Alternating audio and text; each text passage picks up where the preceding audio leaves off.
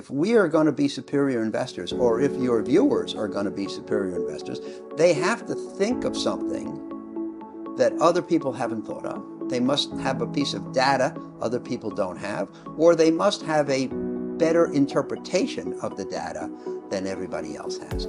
You have to, in order to consistently outperform as an investor, you have to have something that everybody else doesn't have. Came across a quote from Warren Buffett on Thursday, and he says, "We pay a high price for certainty." In other words, when people are confident, asset prices escalate. That's a bad time to invest. The confident times feel like a good time to invest, but people who want to buy bargains should prefer uncertainty. The good news is that our economy is the envy of the world. The bad news, in my opinion, is that it is not going to be growing as fast in the coming decades as it did in the most recent decades. Assuming that people, number one, take a long-term approach, number two, will live some years to enjoy the results, and there your reference to young people. Number three, will have sufficient control over their emotions so that they don't buy every time something goes up and sell every time something goes down. Yes, they should prefer lower prices. Now, the growth may not be great in the coming decades. We should like to see low security prices. Human nature wants to see high security prices. You own a few stocks, you want to see them go up. It takes a special emotional control and a special insight to feel better when they go down, and thus present bargain purchase opportunity. When prices go from 80 to 50, that's called gapping down, not going from 80 to 79. And when prices gap down, we bought all we could, but there weren't many bonds. These collapses were not widespread, they were just a few people panicking. Well, it wasn't quite billions every day, but we did invest $500 million a week for 15 weeks. It took emotional control, which is a theme I keep coming back to, and belief in value. If you had those two things and money to spend, you got some of the great bargains. Well, first of all, Oaktree has 25 strategies. So we look for different things in different strategies. In the distress debt funds, we're really looking for companies, number one, that we believe will endure, but number two, where the debt is selling for less than it's worth.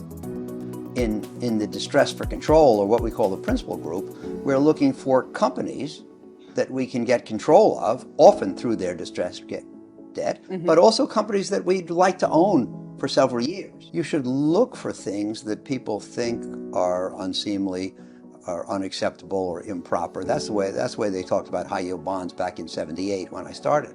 Well, they called them junk. And any asset class that has a negative nickname might be underpriced. Anything that has a positive nickname that is on what I call the pedestal of popularity, you're unlikely to get a bargain. So we're looking for things that are out of favor. If you go back 40 years, most people would say, well, young man, which I was at the time, yes, perhaps you could make some money that way, but it wouldn't be proper. Now try to think of somebody in 2016 turning down a potential profit because it's not proper. Most people will do anything that's legal to make a buck. And so it's unlikely that there are sectors which will be overlooked or discriminated against just because of what they are. So it is tougher. Now everybody has a computer. Everybody has information and data feeds. Everybody's open to everything. The greatest of all the adages in this business, and I use a lot of them, is one I learned in the early 70s. What the wise man does in the beginning, the fool does in the end. Every trend in the investment world eventually gets overdone. You have to be more adroit than you used to find special bargains. It's arguably, since everybody now knows everything, you sit at the dinner table and you think about, well, what year did that happen? Everybody pulls out their phone and they know. So there's what I say is there's no such thing as not knowing something anymore. Everybody knows everything, but that ubiquitousness of information tends to get incorporated in prices and overdone.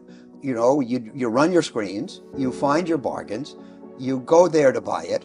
Everybody else in the business is online to buy it too. What's the likelihood that it's really going to be underpriced and stay that? As you know, I wrote a memo in September called It's Not Easy. The point is, it is not easy. And I said in the introduction to my book, it is not the purpose of this book to make investing easy. In fact, I want to show how hard it is. Well, I do think that experience is very important. Maybe the primary way in which I'm helping Oaktree today. I have younger colleagues who know more about the Pacific and who can figure out things that I can't. Well, of course, we're not technology investors. I have a son, and when he was in college and decided to become an investor, he used to come to me and he used to say, well, we should buy, let's say, Tesla, because they have this great new car that doesn't use any gasoline. My response to him was always the same. Who doesn't know that? There's nobody in the world who doesn't know that. Then that's not a reason to buy an investment, because if everybody knows it, it must be incorporated in the price.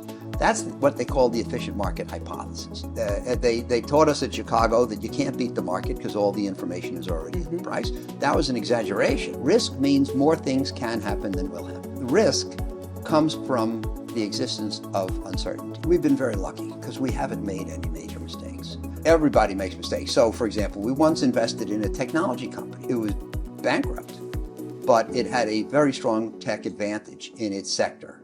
We lost all our money because we didn't realize that in order to maintain your technological advantage, you have to keep pumping in money. And our business model in distress investing does not include pumping in more money, or it didn't at the time. So we learned a lesson, and we don't invest in technology anymore.